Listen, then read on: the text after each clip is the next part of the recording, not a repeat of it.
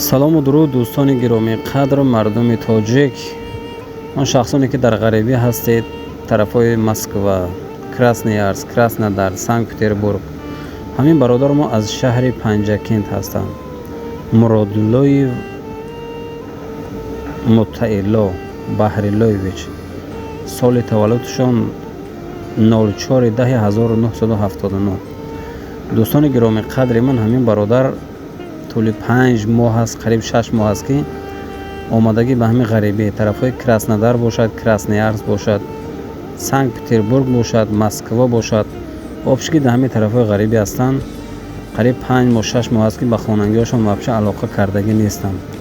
کدام شخصی که همین آدم را میبیند یعنی میشناسد، من نامروی برادرشون را در اینجا میمونم.